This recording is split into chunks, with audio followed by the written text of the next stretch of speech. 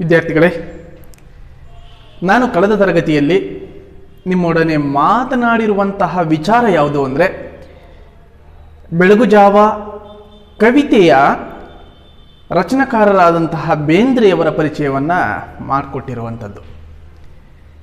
ಬೇಂದ್ರೆಯವರನ್ನು ನಾವು ವರಕವಿ ಅಂತ ಕರಿತೀವಿ, ನವೋದಯ ಕವಿ ಅಂತ ಕರಿತೀವಿ. ಎಲ್ಲದಕ್ಕಿಂತ ಮಿಗಿಲಾಗಿ ಕನ್ನಡಕ್ಕೆ 2ನೇ ಜ್ಞಾನಪೀಠ ಪ್ರಶಸ್ತಿಯನ್ನು ದಕ್ಕಿಸಿಕೊಟ್ಟಂತಹ ವಿಶಿಷ್ಟವಾದಂತಹ ಕವಿ ಅಂತ ಹೇಳಿ ಕರೆಯುವಂಥದ್ದು. ಯಾಕೆ ಬೇಂದ್ರೆಯವರಿಗೆ ವಿಶಿಷ್ಟವಾದಂತಹ ಕವಿ ಅಂತ ಕರೀಲಿಕ್ಕೆ ಹೊರಟೆ ಅಂದರೆ, ಇತರ ಕವಿಗಳು ಬರೆದ ಹಾಗೆ ಬರೆಯಲಿಲ್ಲ, ಇವರ ಬರವಣಿಗೆಗಳು ವಿಶಿಷ್ಟವಾಗಿತ್ತು. ಆ ಒಂದು ಕಾರಣಕ್ಕಾಗಿ. ಯಾವ ಹಿನ್ನೆಲೆಯಲ್ಲಿ ವಿಶಿಷ್ಟವಾಗಿದೆ? ಇವರು ಬರೆದ ಕವಿತೆಗಳಲ್ಲಿ ಬಹುಪಾಲು ಜಾನಪದೀಯ ಸೊಗಡಿದೆ.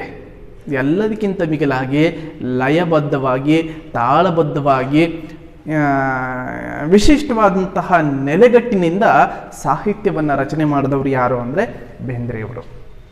ಹಾಗಾಗಿ ಕನ್ನಡಕ್ಕೆ ದಕ್ಕಿದಂತಹ ವರಕವಿ ಅಂತ ಹೇಳಿ ಬೇಂದ್ರೆಯವರನ್ನು ಕರೀಬಹುದು ನಾವು. ವರಕವಿ ಅಂತ ಕರೆದಾಗ ಕನ್ನಡಕ್ಕೆ ದಕ್ಕಿದಂತಹ ವರವಾಗಿ ದಕ್ಕಿದಂತಹ ಕವಿ.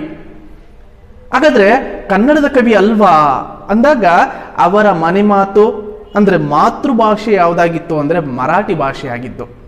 ಆದರೆ ಕನ್ನಡದಲ್ಲಿ ಬಹುವಾಗಿ ಸಾಹಿತ್ಯವನ್ನು ರಚನೆ ಮಾಡಿರುವಂಥವರು, ಕನ್ನಡಕ್ಕೆ ವರವಾಗಿ ದಕ್ಕಿದಂತಹ ಕವಿ ಯಾರು ಅಂದರೆ ದತ್ತಾತ್ರೇಯ ರಾಮಚಂದ್ರ ಬೇಂದ್ರೆ. ಇವರು ಸುಮಾರು 20ಕ್ಕೂ ಹೆಚ್ಚು ಕವನ ಸಂಕಲನಗಳನ್ನು ಬರೆದಿದ್ದಾರೆ. ಆ 20ಕ್ಕೂ ಹೆಚ್ಚು ಕವನ ಸಂಕಲನಗಳಲ್ಲಿ ಮುಕ್ತಕಂಠ ಅನ್ನುವಂಥದ್ದು ಒಂದು ಕವನ ಸಂಕಲನ. ಈ ಮುಕ್ತಕಂಠ ಅನ್ನುವ ಈ ಕವನ ಸಂಕಲನದಲ್ಲಿ ಒಂದು ಕವಿತೆಯನ್ನು ನಿಮಗೆ ಆಯ್ದು ಇಟ್ಟಿರುವಂಥದ್ದು. ಆ ಕವಿತೆಯ ಹೆಸರೇ ಬೆಳಗುಜಾವ. ಬೆಳಗುಜಾವ ಈ ಕವಿತೆಯನ್ನ ಮೇಲ್ನೋಟಕ್ಕೆ ನೋಡಿದ ತಕ್ಷಣ ನಮಗೆ ಗೋಚರವಾಗುವಂಥದ್ದು ಏನು ಅಂದರೆ, ಇಂಗ್ಲಿಷ್ನಲ್ಲಿ ಸಾನೆಟ್ ಪ್ರಕಾರ ಇದೆಯಲ್ಲ, ಅಂದರೆ ಸಾನೆಟ್ ಅಂದರೆ 14 ಸಾಲುಗಳುಳ್ಳ ಪದ್ಯ. ಇದನ್ನ ಇಂಗ್ಲಿಶಿನ ಶೇಕ್ಸ್ಪಿಯರ್ ವಿಶೇಷವಾಗಿ ತನ್ನ ಸಾಹಿತ್ಯದ ಒಂದು ಮಾರ್ಗವಾಗಿ ಬಳಕೆ ಮಾಡಿಕೊಳ್ಳುವಂಥದ್ದು. ಅದೇ ಪ್ರಕಾರವಾಗಿ, ಅದೇ ಮಾದರಿಯಲ್ಲಿ ನಮಗೆ ಕನ್ನಡದಲ್ಲಿ ಬೇಂದ್ರೆಯವರು ಈ ಬೆಳಗುಜಾವ ಅನ್ನುವ ಕವಿತೆಯನ್ನು ಕಟ್ಟಿಕೊಟ್ಟಿರುವಂಥದ್ದು. ಬೆಳಗುಜಾವ ಅಂದಾಗ ನಮಗೆ ಒಂದು ರಮ್ಯತೆಯ ಒಂದು ನೆಲೆಗಟ್ಟನ್ನು ಕಟ್ಟಿಕೊಡುತ್ತೆ. ಸಂತೋಷಭರಿತವಾದಂತಹ ಒಂದು ಸಮಯ ಅದು ಬೆಳಗುಜಾವ. ರಾತ್ರಿ ಹೊತ್ತನ್ನು ನಾವು ಸಂತೋಷವಾದಂತಹ ಸಮಯ ಅಂತ ಕರೀಲಿಕ್ಕೆ ಹೋಗೋದಿಲ್ಲ. ಯಾಕೆ ಅಂದರೆ ಅಲ್ಲಿ ಕತ್ತಲೆ ಆವಿರ್ಭವಿಸಿರುತ್ತೆ, ಕತ್ತಲೆಯಿಂದ ಕೂಡಿರುತ್ತೆ. ಕತ್ತಲೆ ಯಾರಿಗೆ ಭಯವಿಲ್ಲ ಹೇಳಿ? ಹಾಗಾಗಿ ಈ ಬೆಳಗುಜಾವ ಅನ್ನುವಾಗ ಬೆಳಕಿನ ಒಂದು ಸಂಕೇತ, ಎಲ್ಲದಕ್ಕಿಂತ ಮಿಗಿಲಾಗಿ ಒಂದು ಅದಮ್ಯ ಚೈತನ್ಯವನ್ನು ಕಟ್ಟಿಕೊಡುವಂತಹ ಒಂದು ಸಮಯ ಯಾವುದು ಅಂದರೆ ಅದೇ ಬೆಳಗುಜಾವ. ಬರೀ ಪ್ರಕೃತಿಯ ಬಗ್ಗೆ ಹೇಳಲಿಕ್ಕೆ ಹೊರಟಿದಾರಾ? ಇಲ್ಲ, ಪ್ರಕೃತಿ ಬಗ್ಗೆ ಹೇಳಲಿಕ್ಕೆ ಹೊರಟಿಲ್ಲ. ಪ್ರಕೃತಿಯನ್ನ ಒಳಗೊಂಡ ಹಾಗೆ ಮನುಷ್ಯನ ಜೀವಿತಾವಧಿಯನ್ನ, ಅದರಲ್ಲಿಯೂ ವಿಶೇಷವಾಗಿ ಯೌವನದ ಸಂದರ್ಭವನ್ನು ಯಾವ ನಿಟ್ಟಿನಲ್ಲಿ ನಾವು ಈ ಸಮಾಜಕ್ಕೆ ಕೊಡುಗೆಯಾಗಿ ಕೊಡಬೇಕು ಅನ್ನುವ ವಿಚಾರವನ್ನು ನಮಗೆ ಕಟ್ಟಿಕೊಟ್ಟಿರುವಂಥದ್ದನ್ನು ಇಲ್ಲಿ ಗಮನಿಸಬಹುದು ನಾವು. ಹಾಗಾಗಿ ಬೆಳಗುಜಾವ ಅನ್ನುವಂಥದ್ದು ವಿಶೇಷವಾದಂತಹ ಕವಿತೆ. ಅದರಲ್ಲಿಯೂ ತರುಣರಾದ ನಿಮಗೆ ಇದು ಈ ಕವಿತೆಯನ್ನು ಓದಿದ ಮೇಲೆ ಕೆಲವೊಂದು ವಿಚಾರಗಳನ್ನು, ಕೆಲವೊಂದು ಸಂಗತಿಗಳನ್ನು, ಕೆಲವೊಂದು ಅಂಶಗಳನ್ನು ನಿಮ್ಮ ಜೀವನದಲ್ಲಿ ಅಳವಡಿಸ್ಕೊಂಡ್ರೆ ಸೂಕ್ತವಾದಂಥದ್ದು. ಹಾಗಾಗಿ ಸಾಹಿತ್ಯ ಅನ್ನುವಾಗ ನಮಗೆ ಬದುಕಿಗೆ ಏನು ಬೇಕೋ ಅಂಥದ್ದನ್ನು ಕಟ್ಟಿಕೊಡುವಂತಹ ಒಂದು ಪ್ರಕಾರ ಅದು ಸಾಹಿತ್ಯ ಅನ್ನುವಂಥದ್ದು. ಸಾಹಿತ್ಯವನ್ನು ಓದಿದಂಥವನು ಎಂದಿಗೂ ಆತ ಕಳ್ಳನಾಗಲಾರ, ಸುಳ್ಳನ್ನು ಹೇಳಲಾರ, ಕೆಟ್ಟವನಾಗಲಾರ. ಸಾಹಿತ್ಯ ಅಂತಹ ಗಟ್ಟಿತನವನ್ನು ಕಟ್ಟಿಕೊಡುವಂಥದ್ದು. ಹಾಗಾಗಿ ಬೇಂದ್ರೆಯವರ ಬೆಳಗುಜಾವದಲ್ಲಿಯೂ ಕೂಡ ಅಂತಹ ತರುಣ ಯುವಕ ಅಥವಾ ಯುವತಿ, ಆ ಒಂದು ಸಂದರ್ಭದಲ್ಲಿರುವಂಥವರಿಗೆ ಒಂದು ಬದುಕಿನ ಒಂದು ದಾರಿಯನ್ನು ಅಥವಾ ಮಾರ್ಗವನ್ನು ಕಟ್ಟಿಕೊಡುವಂತಹ ಒಂದು ಕಾಲ, ಆ ಕಾಲವೇ ಬೆಳಗು ಜಾವ. ನಾನು ಕಳೆದ ತರಗತಿಯಲ್ಲಿ ಒಂದಷ್ಟು ವಿಚಾರವನ್ನು ಮಾತನಾಡಿದ್ದೆ, ಬೇಂದ್ರೆಯವರ ಪರಿಚಯವನ್ನು ಮಾಡಿಕೊಟ್ಟಿದ್ದೆ. ಜೊತೆಗೆ ಈ ಕವಿತೆಯ ಆಶಯ ಏನು ಅನ್ನುವ ವಿಚಾರವಾಗಿಯೂ ಕೂಡ ಮಾತನಾಡಿದ್ದೆ. ಈ ತರಗತಿಯಲ್ಲಿ ಅದರ ಮುಂದುವರಿದ ವಿಚಾರವನ್ನು ಮಾತನಾಡುವಂಥದ್ದು. ಬದುಕಿಗೆ ಅದಮ್ಯ ಚೈತನ್ಯವನ್ನು ನೀಡುವ ವಿಶಿಷ್ಟ ಕಾಲ ಬೆಳಗು ಜಾವ. ಅದಮ್ಯ ಚೈತನ್ಯ ಅಂದರೆ ವಿಶಿಷ್ಟವಾದಂತಹ ಅಥವಾ ಅಪರಿಮಿತವಾದಂತಹ ಒಂದು ಚೈತನ್ಯ. ಚೈತನ್ಯ ಅಂದರೆ ಹೊಸ ಹುರುಪು, ಹೊಸತನ, ಸೃಜನಶೀಲತೆ, ರಮ್ಯತೆ, ಹೊಸ ಹುಟ್ಟು, ಇಂಥದ್ದನ್ನು ಕಟ್ಕೊಡುವಂಥದ್ದು ಬದುಕಿಗೆ. ಅದು ಯಾವುದು ಅಂದರೆ ಬೆಳಗು ಜಾವ. ಅಂದರೆ ನಮಗೆ ಪ್ರತಿ ದಿನವೂ ಕೂಡ ಹೊಸತನವೇ, ಹೊಸ ದಿನವೇ. ಆ ಬೆಳಗ್ಗೆ ಆ ಸೂರ್ಯೋದಯವಾಗುವಂತಹ ಆ ಸಂದರ್ಭ ಇದೆಯಲ್ಲ, ಆ ಸಂದರ್ಭದಲ್ಲಿ ಮನುಷ್ಯನ ಜೀವಿತಾವಧಿಯ ಮೊದಲ ಘಟ್ಟ. ಸೂರ್ಯಾಸ್ತವಾಗುತ್ತೆ, ಅದು ಮನುಷ್ಯನ ಜೀವಿತಾವಧಿಯ ಕೊನೆಯ ಘಟ್ಟ. ಅದರ ನಡುವೆ ಈ ಸೂರ್ಯ ಹೇಗೆ ತನ್ನ ಚಲನೆಯನ್ನು ಪ್ರಾರಂಭ ಮಾಡಿ ಅಂತ್ಯಗೊಳಿಸ್ತಾನೋ ಅದರ ನಡುವೆ ಇರುವಂತಹ ಬದುಕೇನಿದೆಯೋ ಅದು ಮನುಷ್ಯನ ಜೀವನ. ಹಾಗಾಗಿ ನಾವಿಲ್ಲಿ ತಿಳ್ಕೊಬೇಕಾಗಿರುವಂಥದ್ದು ಏನು ಅಂದರೆ, ಬೆಳಗು ಜಾವ ಅಂದಾಗ ಒಂದು ವಿಶಿಷ್ಟವಾದಂತಹ ಸೂರ್ಯನ ಕಿರಣಗಳು ಭೂಮಿಯನ್ನು ಸ್ಪರ್ಶ ಮಾಡಿದಾಗ ಆ ಭೂಮಿ ಮೇಲೆ ಆಗುವಂತಹ ಒಂದು ವಿಶಿಷ್ಟವಾದಂತಹ ಸಂಗತಿಗಳು, ವಿಶಿಷ್ಟವಾದಂತಹ ನೆಲೆಗಳು ಏನಿದೆಯೋ ಅದು ಮನುಷ್ಯನ ಜೀವಿತಾವಧಿಯಲ್ಲಿ ಯೌವನದ ಸಂದರ್ಭದಲ್ಲಿ ಆಗುವಂತಹ ಆ ಒಂದು ಬದಲಾವಣೆಗಳು, ಆಗುವಂತಹ ಆ ಒಂದು ಸಂತೋಷಕರವಾದಂತಹ ಅಂಶಗಳು ಮತ್ತು ಆ ಯೌವನ ಕಟ್ಟಿಕೊಡುವಂತಹ ಒಂದು ಮನೋಜ್ಞವಾದಂತಹ ಸಂಗತಿಗಳು, ಇವೆಲ್ಲವನ್ನು ನಾವು ಗಮನಿಸಿದಾಗ ಅದು ಬೆಳಗು ಜಾವಕ್ಕೆ ಸರಿ ಸಮಾನವಾದದ್ದು ಅಂತ ಹೇಳಿ ಗುರುತಿಸುವಂಥದ್ದು. ಹಾಗಾಗಿ ಬದುಕಿಗೆ ಅದಮ್ಯ ಚೈತನ್ಯವನ್ನು ಕಟ್ಟಿಕೊಡುವಂಥದ್ದು ಆ ಒಂದು ವಿಶಿಷ್ಟವಾದಂತಹ ಕಾಲ ಯಾವುದು ಅಂದರೆ ಬೆಳಗು ಜಾವ. ಇದು ಪ್ರಕೃತಿ ನಮಗೆ ನೀಡಿದ ವರ. ಹೌದು, ಪ್ರಕೃತಿ ಬೆಳಗು ಜಾವ. ನೋಡಿ, ನಾವೇನಾದರೂ ವಿಸ್ಮಯತೆಯನ್ನು ನೋಡ್ತಾ ಇದ್ದೀವಿ, ಆಶ್ಚರ್ಯಚಕಿತವಾಗಿ ನೋಡ್ತಾ ಇದ್ದೀವಿ, ವಿಭಿನ್ನವಾದಂತಹ ನೆಲೆಗಟ್ಟು ನಮಗೆ ಗೋಚರವಾಗ್ತಾ ಇದೆ ಅನ್ನೋದಾದರೆ ಅದು ಪ್ರಕೃತಿ ನಮಗೆ ಕೊಟ್ಟಿರುವಂಥದ್ದು. ಜಲಪಾತ ಧುಮ್ಮಿಕ್ತಾ ಇದೆ, ಅದು ನಮಗೆ ಆಶ್ಚರ್ಯವನ್ನು ಕಟ್ಟಿಕೊಡುತ್ತೆ. ನದಿಯ ನೀರು ಸದ್ದಿಲ್ಲದೆ ಹರಿತಾ ಇರುತ್ತೆ, ಅದು ಕೂಡ ನಮಗೆ ಆಶ್ಚರ್ಯವನ್ನು ಕಟ್ಟಿಕೊಡುತ್ತೆ. ಆದರೆ ಈಗ ನಾವು ಪದೇ ಪದೇ ನೋಡಿದಾಗ ನಮಗೇನು ಆಶ್ಚರ್ಯ ಇಲ್ಲ, ಮೊದಲು ನೋಡಿದಾಗ ಎಲ್ಲವೂ ಆಶ್ಚರ್ಯವೇ. ಹಾಗಾಗಿ ಇಂತಹ ಒಂದು ರಮ್ಯತೆಯನ್ನು ಕಟ್ಟಿಕೊಡುವಂಥದ್ದು ಯಾವುದು ಅಂದರೆ ಪ್ರಕೃತಿ. ಜೊತೆಗೆ ಈ ಭಾವಕ್ಷಣಗಳ ಜೊತೆಗಿನ ಅನುಬಂಧದಲ್ಲೇ ವ್ಯಕ್ತಿಯ ಜಗತ್ತಿನ ವಿಕಾಸವೂ ಇದೆ. ಆದರೆ ಆಧುನಿಕತೆಯ ಯಂತ್ರ ವಿಜ್ಞಾನದ ಬೆಳವಣಿಗೆಗೆ ಹೊಸ ಬಗೆಯ ಕಲಿಕೆಯ ಕ್ರಮ ಇವೆಲ್ಲವೂ ಮನುಷ್ಯನನ್ನು ಈ ಸುಂದರ ಅನುಭವದಿಂದ ವಂಚಿತನನ್ನಾಗಿ ಮಾಡುತ್ತಿದೆ. ಹೌದಲ್ವಾ? ನಾವು ಗಮನಿಸ್ಬೋದು. ಇಂದಿನ ಒಂದು ಬದುಕು ಹೇಗಿತ್ತು, ಈಗಿನ ಒಂದು ಬದುಕು ಹೇಗಿದೆ ಅಂತ. ಈಗಿನ ಬದುಕು ಯಾಂತ್ರಿಕವಾದಂತಹ ಬದುಕು. ಯಂತ್ರದ ಜೊತೆಗೂಡಿ ಮನುಷ್ಯನೂ ಕೂಡ ಯಂತ್ರವಾಗಿದ್ದಾನೆ ಅಷ್ಟೆ. ಆದರೆ ಹಿಂದಿನ ಬದುಕು ಹೇಗಿತ್ತು ಅಂದರೆ ಕೂಡು ಕುಟುಂಬ, ಎಲ್ಲರೊಂದಿಗೆ ಸಂತೋಷವಾಗಿ ಖುಷಿಯಾಗಿ ನೆಮ್ಮದಿಯ ಜೀವನದಲ್ಲಿ, ಅದರಲ್ಲಿಯೂ ಪ್ರಕೃತಿಯ ಮಡಿಲೊಳಗೆ ಬದುಕ್ತಾ ಇದ್ವಿ. ಇವಾಗಲೂ ಪ್ರಕೃತಿಯ ಮಡಿಲೊಳಗೆ ಬದುಕ್ತಾ ಇದ್ದೀವಿ. ಆದರೆ ಯಂತ್ರ ನಾಗರಿಕತೆ ನಮ್ಮನ್ನು ಬಹುವಾಗಿ ಆಕರ್ಷಣೆಗೆ ಒಳಪಡಿಸ್ತಾ ಇದೆ. ಮೊಬೈಲ್ಗಳಾಗಿರಬಹುದು, ಅಥವಾ ದೂರದರ್ಶನ ಅಂದರೆ ಟಿ ವಿ ಆಗಿರಬಹುದು, ಇತರೆ ಯಾವುದೇ ಯಂತ್ರ ವ್ಯವಸ್ಥೆಯಿಂದ ನಾವೇನಾಗ್ತಾ ಇದ್ದೀವಿ, ಈಗ ನಮ್ಮನ್ನು ನಾವು ಸಂಕುಚಿತನನ್ನಾಗಿ ಮಾಡ್ಕೊಳ್ತಾ ಇದ್ದೀವಿ. ಏಕಾಂತವನ್ನು ಬಯಸ್ತಾ ಇದ್ದೀವಿ. ಆ ಏಕಾಂತ ನಮಗೆ ಜಿಗುಪ್ಸೆಯನ್ನು ಕಟ್ಕೊಡ್ತಾ ಇದೆ, ದುಃಖವನ್ನು ಕಟ್ಕೊಡ್ತಾ ಇದೆ, ನೆಮ್ಮದಿ ಇಲ್ಲದ ಒಂದು ನೆಲೆಯನ್ನು ನಿರ್ಮಾಣ ಮಾಡ್ತಾ ಇದೆ.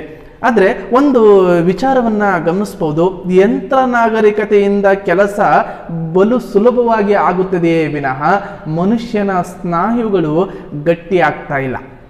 ಯಾವಾಗ ಮನುಷ್ಯ ಕೆಲಸ ಮಾಡಲಿಕ್ಕೆ ಶುರುವಾಗ್ತಾನೋ, ಕೆಲಸ ಮಾಡ್ತಾನೋ, ಅವನ ಜೀವಿತಾವಧಿಯೂ ಜಾಸ್ತಿ ಆಗುತ್ತೆ. ಅವನ ಒಂದು ಬದುಕು ಕೂಡ ಸಮೃದ್ಧವಾಗಿ ನಡ್ಕೊಂಡು ಹೋಗುತ್ತೆ. ಇವಾಗ ನಾವು ಮಾಡುವಂತಹ ಕೆಲಸಗಳೆಲ್ಲವನ್ನು ಯಂತ್ರ ಮಾಡ್ತಾ ಇದೆ, ಹಾಗಾಗಿ ನಮ್ಮ ಜೀವಿತಾವಧಿಯೂ ಕಡಿಮೆ ಆಗ್ತಾ ಇದೆ. ಎಲ್ಲರಿಗಿಂತ ಮಿಗಿಲಾಗಿ ಅನಾರೋಗ್ಯ ಪೀಡಿತರಾಗ್ತಾ ಇದ್ದೇವೆ. ಹಾಗಾಗಿ ಪ್ರಕೃತಿ ನಮಗೆ ಕೊಟ್ಟಿರುವಂಥದ್ದನ್ನು ಸರಿಯಾಗಿ ಬಳಕೆ ಮಾಡ್ತಾ ಇಲ್ಲ, ದುರ್ಬಳಕೆಯ ಮಾಡ್ಕೊಳ್ತಾ ಇದ್ದೀವಿ. ಜೊತೆಗೆ ಮುಂದುವರಿತಾ ಇದೆ ಈ ಜಗತ್ತು ಅಂತ ಹೇಳಿ ನಾವೇನು ಮಾಡ್ತಾ ಇದ್ದೀವಿ, ಇನ್ನೊಂದು ಯಂತ್ರವನ್ನ ಅಥವಾ ಇನ್ನೊಂದು ವಸ್ತುವನ್ನ ಅವಲಂಬಿಸುವಂತಹ ಸ್ಥಿತಿ ನಿರ್ಮಾಣವಾಗಿರುವಂಥದ್ದು. ಹಾಗಾಗಿ ಈ ಪ್ರಕೃತಿಯ ಒಂದು ರಮ್ಯತೆಯನ್ನ ಸೂಕ್ಷ್ಮವಾಗಿ ನೋಡುವ ಸಂವೇದನಾಶೀಲ ವ್ಯಕ್ತಿಯಾಗಿ ರೂಪುಗೊಳ್ಳದೆ ನಾವು ಯಂತ್ರ ನಾಗರಿಕತೆಗೆ ಮೊರೆ ಹೋಗ್ತಾ ಇದ್ದೀವಿ. ಇದು ತಪ್ಪಾದಂತಹ ಸಂಗತಿ ಅಂತ ಹೇಳಿ ಬೇಂದ್ರೆಯವರು ಈ ಕವಿತೆಯನ್ನಾಗಿ ಕಟ್ಕೊಡ್ತಾ ಇರುವಂಥದ್ದು.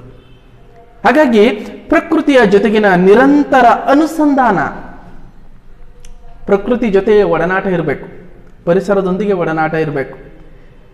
ಈಗ ನಾವು ಇಂಗ್ಲಿಷ್ ಮೆಡಿಸಿನ್ ಅನ್ನು ತಗೊಳ್ತಾ ಇದ್ದೀವಿ, ಹೌದಲ್ವಾ? ಆದರೆ ಹಿಂದೆ ಯಾವುದೇ ಒಂದು ರೋಗಕ್ಕೆ ಪ್ರಕೃತಿಯಲ್ಲಿಯೇ ಗಿಡಮೂಲಿಕೆಯಿಂದ ಅವರು ಔಷಧಿಯನ್ನು ತಯಾರು ಮಾಡ್ಕೊಳ್ತಿದ್ರು. ಅಂದರೆ ಎತ್ತ ಸಾಕ್ತಾ ಇದ್ದೀವಿ ನಾವು ಅಂತ. ಈಗ ನಮಗೆಲ್ಲ ರೆಡಿ ಮಾಡಿಕೊಡ್ಬೇಕು, ಎಲ್ಲ ಸಿದ್ಧಪಡಿಸ್ಕೊಡ್ಬೇಕು. ಆದರೆ ಹಿಂದೆ ಹೇಗಿತ್ತು, ಇಂತಹ ಒಂದು ರೋಗಕ್ಕೆ ಇದೇ ಒಂದು ಮದ್ದು ಅಂತ ಹೇಳಿ ಹುಡುಕುವಂತಹ ಸ್ಥಿತಿ ಒಂದು ಕಾಲದಲ್ಲಿತ್ತು. ಅದು ಒಂದು ರೀತಿಯ ಗಟ್ಟಿತನದ ಒಂದು ಸಂಕೇತ ಅದು. ಆದರೆ ಇವಾಗ ಏನಾಗಿದೆ ಅಂದರೆ ಮನುಷ್ಯನಲ್ಲಿ ಆತ್ಮವಿಶ್ವಾಸ ಇಲ್ಲ, ಸದೃಢತೆ ಅನ್ನೋದಿಲ್ಲ. ಯಾಕೆ ಅಂದರೆ ಯಂತ್ರಗಳನ್ನು ಬಹುವಾಗಿ ಬಳಕೆ ಮಾಡ್ತಾ ಇದ್ದೀವಿ ನಾವು. ಹಾಗಾಗಿ ಮನುಷ್ಯ ತನ್ನಲ್ಲಿ ದೃಢತೆ ಅನ್ನೋದನ್ನು ಕಳ್ಕೊಬಿಟ್ಟಿದ್ದಾನೆ. ಇಂತಹ ವಿಚಾರವನ್ನು ಹೇಳಲಿಕ್ಕೆ ಹೊರಟಿದ್ದಾರೆ ನೋಡ್ರಿ. ಬದುಕಿನ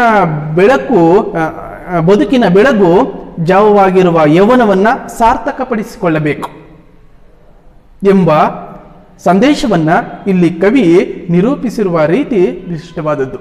ಅಂದ್ರೆ ನಾನು ಮೊದಲೇ ಹೇಳಿದೆ, ಕಳೆದ ತರಗತಿಯಲ್ಲಿಯೂ ಕೂಡ ಹೇಳಿದ್ದೆ, ಯೌವನವನ್ನ ಹೇಗೆ ನಾವು ದುಡಿಸ್ಕೋಬೇಕು ಅನ್ನುವಂಥದ್ದು. ಯೌವನದಲ್ಲಿ ಕಣ್ಮುಚ್ಚಿ ಕೂತ್ಕೊಳ್ಳೋದಲ್ಲ, ಯೌವನವನ್ನು ನಾವು ಸರಿಯಾಗಿ ಕಳಿಬೇಕು. ಅಂದರೆ ಆ ಸಂದರ್ಭವೇ ದುಡಿಮೆಯ ಸಂದರ್ಭ. ಅಂದರೆ ಸಾರ್ಥಕತೆಯನ್ನು ಪಡೆದುಕೊಳ್ಬೇಕು ಅನ್ನೋದಾದರೆ ಈ ಯೌವನದ ಸಂದರ್ಭದಲ್ಲಿ ಆತ ನಿದ್ದೆಯಿಂದ ಎದ್ದು ಅಥವಾ ನಿದ್ದೆಗೆಟ್ಟು ಆತ ಪರಿಶ್ರಮವನ್ನು ಪಟ್ಟು ಆ ಪರಿಶ್ರಮಕ್ಕೆ ಪ್ರತಿಫಲ ಪಡೆಯುವ ಸಂದರ್ಭಗಳು ಮುಂದೆ ಬರ್ತವೆ. ಹಾಗಾಗಿ ಈ ಯೌವನವನ್ನು ನಾವು ನಿದ್ದೆಗೆ ಒಗ್ಗೂಡಿಸಿಕೊಳ್ಳದೆ ಆತ ಏನು ಮಾಡಬೇಕು, ಜೀವನವನ್ನು ಸಾರ್ಥಕಪಡಿಸ್ಕೋಬೇಕಾಗಿರುವಂಥದ್ದು ಹೇಗೆ ಅಂದರೆ ಆತ ಕಾಯಕದಿಂದ, ಆತನ ದುಡಿಮೆಯಿಂದ, ಆತ ಈ ಜಗತ್ತಿಗೆ ಕೊಡುವ ಕೊಡುಗೆಯಿಂದ ಅನ್ನುವ ವಿಚಾರ. ಹಾಗಾಗಿ ಯೌವನವನ್ನು ಬೆಳಗು ಜಾವಕ್ಕೆ ಕವಿ ಬೇಂದ್ರೆಯವರು ಹೋಲಿಕೆ ಮಾಡಿರುವಂಥದ್ದು. ಇಲ್ಲಿ ಕವಿ ನಿರೂಪಿಸಿರುವ ರೀತಿ ವಿಶಿಷ್ಟವಾದದ್ದು. ಇಂಗ್ಲಿಶಿನ ಸಾನೆಟ್ಗೆ ಸಂವಾದಿಯಾಗಿ ಬಂದ ಕನ್ನಡದ ಸುನೀತ ಪ್ರಕಾರದಲ್ಲಿ ಈ ಕವನ ಅರಳಿದೆ. ಅಂದರೆ ಸುನೀತ ಪ್ರಕಾರ, ಕನ್ನಡದಲ್ಲಿ ಸುನೀತ ಅಂತ ಕರೀತಾರೆ, ಇಂಗ್ಲೀಷ್ನಲ್ಲಿ ಸಾನೆಟ್ ಅಂತ ಹೇಳಿ ಕರೆಯುವಂಥದ್ದು. ಸಾನೆಟ್ ಅಂದರೆ 14 ಸಾಲುಗಳುಳ್ಳ ಪದ್ಯವನ್ನೇ ಸಾನೆಟ್ ಅಂತ ಹೇಳಿ ಕರೆಯುವಂಥದ್ದು. ಶೇಕ್ಸ್ಪಿಯರ್ ಈ ಒಂದು ಸಾಹಿತ್ಯದ ಪ್ರಕಾರವನ್ನು ಬಳಸ್ಕೊಂಡಿದ್ದ. ಇದನ್ನು ಕನ್ನಡದಲ್ಲಿ ಬೇಂದ್ರೆಯವರು ಕೂಡ ಬಳಸಿ ನಮಗೆ ರಮ್ಯವಾದಂತಹ ನೆಲೆಗಟ್ಟಿನಲ್ಲಿ ಈ ಒಂದು ಕವಿತೆಯನ್ನು ಕಟ್ಕೊಟ್ಟಿರುವಂಥದ್ದು. ಹಾಗಾದರೆ ಕವಿತೆಯ ವಿಚಾರ ಏನನ್ನ ಒಳಗೊಂಡಿದೆ, ಆ ಕವಿತೆಯ ವಿಚಾರವನ್ನು ಒಂದು ಸಲ ಅವಲೋಕಿಸೋಣ ನಾವು. ಈ ಬೇಂದ್ರೆಯವರ ಬೆಳಗುಜಾವ ಕವಿತೆಯನ್ನು ವಾಚಿಸ್ತೇನೆ, ಹಾಗೆ ನಿಮ್ಮ ಪುಸ್ತಕದಾಗಿ ಗಮನವಿಟ್ಟು ನೋಡ್ಕೊಳ್ಳಿ. 7 ಚಿನ್ನ ಬೆಳಗಾಯಿತು ಅಣ್ಣ, ಮೂಡಲವು ತೆರೆಯೇ ಕಣ್ಣ, ನಕ್ಷತ್ರ ಜಾರಿ ತಮವೆಲ್ಲ ಸೋರಿ, ಮಿಗಿಲಹುದು ಬಾಣ ಬಣ್ಣ, ಜೇನ್ನೊಣದ ಹೆದೆಗೆ ಹೂ ಬಾಣ ಹೂಡಿ ಜುಮ್ಮೆಂದು ಬಿಟ್ಟ ಮಾರ, ಗುಡಿಗೋಪುರಕ್ಕೂ ಬಲೆ ಬೀಸಿ ಬಂದ ಹಗ್ಗೋ ಬೆಳಕು ಬೇಟೆಗಾರ, ನಿಶೆ ಹಿಡಿಯದ ಉಷಿಯ ಎಳನಗಿಯ ಬಗೆಗೆ, ಸೋತಿರಲು ಜಗವು ಸವಿಗೆ, ಕಣ್ಣಿದಿರು ಒಂದು ಕಟ್ಟಿತ್ತು ಕನಸು, ಕೂಗೊಂದು ಬಂತು ಕಿವಿಗೆ. ಮಕ್ಕಳಿರ ಕೇಳಿ, ರಸ ಕುಡಿಯಲೇಳಿ, ಹುಸಿ ನಿದ್ದೆಗಿದ್ದೆ ಸಾಕು, ಈ ತುಂಬಿ ಬಾಳು ತುಂಬಿರುವ ತನಕ ತುಂಬಿ ಕುಡಿಯಬೇಕು. ಯಾವಾಗೋ ಕೋಳಿ ಕೂಗಿಹುದು, ಯಾವಾಗೋ ಕೋಳಿ ಕೂಗಿಹುದು ಹೇಳಿ, ತಡವೇಕೆ ಪಾನ ಕೇಳಿ, ಮೊದಲಾಗಲೀಗ ಅಂಗಡಿಯ ಕದವ ಈ ಕ್ಷಣಕ್ಕೆ ತೆರೆಯ ಹೇಳಿ. ಜೀವನದ ನದಿಗೆ ಸೆಳೆವಿಹುದು, ಜೀವನದ ನದಿಗೆ ಸೆಳೆವಿಹುದು, ಮರಣ ಬಂದೀತು ಕ್ಷಣವು ಉರುಳಿ, ಮರಣ ಬಂದೀತು ಕ್ಷಣವು ಉರುಳಿ. ಹೋದವರು ತಿರುಗಿ ಬಂದಾರೆ, ಅವರು ಬರಲಿಕ್ಕೂ ಇಲ್ಲ ಮರಳಿ. ಹೋದವರು ತಿರುಗಿ ಬಂದಾರೆ, ಅವರು ಬರಲಿಕ್ಕೂ ಇಲ್ಲ ಮರಳಿ. ಬಾನ್ ಒಗರಲುಂಟು ಮರ ಚಿಗುರಲುಂಟು, ಬಾನ್ ಒಗರಲುಂಟು ಮರ ಚಿಗುರಲುಂಟು. ಬರಲುಂಟೆ ಸುಗ್ಗಿ ಮತ್ತೆ, ಬರಲುಂಟೆ ಸುಗ್ಗಿ ಮತ್ತೆ. ಮುಳುಗಿರಲಿ ಮುಪ್ಪು ಚಿಂತನದಿ, ತಾನು ಹರೆಯಕ್ಕೆ ಬೇರೆ ಹೊತ್ತೆ, ತಾನು ಹರೆಯಕ್ಕೆ ಬೇರೆ ಹೊತ್ತೆ. ಈ ಬೆಳಗುಜಾವ ಕವಿತೆ 14 ಸಾಲುಗಳುಳ್ಳ ಪದ್ಯ. ಹಾಗಾಗಿ ಇದನ್ನು ನಾವು ಸಾನೆಟ್ ಅಂತ ಹೇಳಿ ಕರೆಯುವಂಥದ್ದು. ಮೊದಲ 4 ಸಾಲುಗಳನ್ನೇ ನಾವು ಚೌಪದಿ ಅಂತ ಹೇಳಿ ಕರೆಯುವಂಥದ್ದು. ಈ ಮೊದಲನೇ 4 ಸಾಲಿನಲ್ಲಿರುವಂತಹ ವಿಚಾರ ಯಾವುದು ಅಂತ ಗುರುತಿಸ್ಲಿಕ್ಕೆ ಹೊರಟ್ರೆ ಸೂರ್ಯೋದಯದ ವರ್ಣನೆಯನ್ನ ಗಮನಿಸುವಂಥದ್ದು. ಸೂರ್ಯ ಉದಯವಾಗುವಂತಹ ಆ ಸಂದರ್ಭದಲ್ಲಿ ಆ ಜಗತ್ತು ಯಾವ ರೀತಿ ವಿಶೇಷವಾಗಿ ಗೋಚರವಾಗುತ್ತದೆ, ಅದ್ಭುತವಾದಂತಹ ರಮಣೀಯವಾದಂತಹ ದೃಶ್ಯ ಅಭಿವ್ಯಕ್ತಗೊಳ್ಳುತ್ತದೆ ಅನ್ನುವ ವಿಚಾರ. ಹಾಗಾದ್ರೆ ಸೂರ್ಯೋದಯವಾಗುವಂತಹ ಸಂದರ್ಭ ಅದಕ್ಕೂ ಹಿಂದೆ ಹೇಗಿತ್ತು ಅಂದ್ರೆ ಕತ್ತಲೆ ಆವಿರ್ಭವಿಸಿರುವಂಥದ್ದು, ಕತ್ತಲೆಯಿಂದ ಕೂಡಿರುವಂಥದ್ದು, ಕತ್ತಲೆ ಜಾರಿ ಹೋಗಿ ಅಥವಾ ಸೋರಿ ಹೋಗಿ ನಕ್ಷತ್ರಗಳೆಲ್ಲವೂ ಜಾರಿ ಹೋಗಿ ಆ ಬೆಳಕಿನ ಕಿರಣಗಳು ಈ ಮನೆಯ ಬಾಗಿಲನ್ನು ತೆರೆದ ಹಾಗೆ ಆ ಕಿರಣಗಳು ಈ ಜಗತ್ತನ್ನು ಸ್ಪರ್ಶ ಮಾಡುವಂತಹ ಒಂದು ಹಿನ್ನೆಲೆಯನ್ನು ಈ ಮೊದಲನೆಯ ಭಾಗದಲ್ಲಿ ಗಮನಿಸಬಹುದು ನಾವು. ಏಳು ಚಿನ್ನ, ಬೆಳಗಾಯಿತು ಅಣ್ಣ, ಮೂಡಲವು ತೆರೆಯೇ ಕಣ್ಣ. ಏಳು ಚಿನ್ನ ಅಂತ ಹೇಳಿ ಆ ಮಕ್ಕಳನ್ನ ಏಳಿಸ್ತಾ ಇರುವಂತಹ ಒಂದು ಹಿನ್ನೆಲೆ, ಮಕ್ಕಳನ್ನ ಹೇಳಿಸುವಂಥದ್ದು. ಬೆಳಗಾಯಿತು ಅಣ್ಣ ಅಂದ್ರೆ ಈ ಬರೀ ಮಕ್ಕಳನ್ನೇ ಏಳಿಸ್ತಿಲ್ಲ, ಅಲ್ಲಿ ದೊಡ್ಡವರನ್ನು, ಯೌವನಕ್ಕೆ ಬಂದಂತಹ ವ್ಯಕ್ತಿಗಳನ್ನು ಅಥವಾ ಯೌವನದಲ್ಲಿರುವಂತಹ ಯುವಕ ಯುವತಿಯರನ್ನ ಎದ್ದೇಳಿಸ್ತಾ ಇರುವಂಥದ್ದು. ಅಂದರೆ ಸೂರ್ಯೋದಯವಾದಂತಹ ಆ ಸಂದರ್ಭದಲ್ಲಿ ಇನ್ನೂ ನಿದ್ದೆ ಮಾಡೋದೇನಕ್ಕೆ? ಕಣ್ತೆರೆದಾಯ್ತು, ಸೂರ್ಯ ಕಣ್ತೆರೆದಾಯ್ತು, ಸೂರ್ಯೋದಯವಾಯಿತು, ಇನ್ನು ಈ ಜಗತ್ತು ಬೆಳಕಾಯಿತು. ಬೆಳಕಾದ ಮೇಲೆ ತಮ್ಮ ತಮ್ಮ ವೃತ್ತಿ ಅಥವಾ ಕಾಯಕಕ್ಕೆ ನೀವು ಸಿದ್ಧರಾಗಬೇಕು. ಈ ಒಂದು ಯೌವನದ ಸಂದರ್ಭದಲ್ಲಿ ನೀವು ನಿದ್ದೆ ಮಾಡ್ತಾ ಮಲಗಬಾರ್ದು, ಇದು ಸರಿಯಲ್ಲ ಅಂತ ಹೇಳಿ ಹೇಳಿಸುವಂತಹ ಒಂದು ಹಿನ್ನೆಲೆಯನ್ನು ಗಮನಿಸಬಹುದು. ಏಳು ಚಿನ್ನ, ಬೆಳಗಾಯಿತು ಅಣ್ಣ, ಮೂಡಲವು ತೆರೆಯ ಕಣ್ಣ. ಆ ಪೂರ್ವ ದಿಕ್ಕಿ ಇದೆಯಲ್ಲ, ಪೂರ್ವ ದಿಕ್ಕು, ಆ ದಿಕ್ಕು ಸೂರ್ಯೋದಯವಾಯಿತು, ತೆರೆಯ ಕಣ್ಣ, ಸೂರ್ಯ ಉದಯವಾಗುವಂಥದ್ದನ್ನೇ ಕಣ್ತೆರೀತು ಅಂತ ಹೇಳಿ ಕವಿ ವರ್ಣನೆ ಮಾಡ್ತಾ ಇರುವಂತಹ ಒಂದು ಹಿನ್ನೆಲೆ. ಮೂಡಲವು ತೆರೆಯೇ ಕಣ್ಣ, ಆ ಪೂರ್ವ ದಿಕ್ಕಿನಲ್ಲಿ ಸೂರ್ಯೋದಯವಾಯಿತು. ಸೂರ್ಯ ಯಾವಾಗ ಉದಯವಾಯಿತೋ ಆಗ ಈ ಜಗತ್ತು ಬೆಳಕಾಯಿತು. ಬೆಳಕಾಗುವ ಸಂದರ್ಭ ಇದೆಯಲ್ಲ, ಅದು ಈ ಜಗತ್ತು ಕಣ್ತೆರೀತು ಅಂತ ಅರ್ಥ. ರಾತ್ರಿಯ ಹೊತ್ತು ಅಂದಾಗ ಕಣ್ಣು ಮುಚ್ಕೊಂಡಿದೆ, ಕತ್ತಲೆ ಆವಿರ್ಭವಿಸಿದೆ, ಎಲ್ಲ ಕಡೆಯೂ ಕತ್ತಲೆ ಪಸರಿಸಿದೆ. ಆ ಕತ್ತಲೆ ಅಂದಾಗ ಅದು ವಿಶ್ರಾಂತಿಯನ್ನು ಪಡೆಯುವ ಸಮಯ.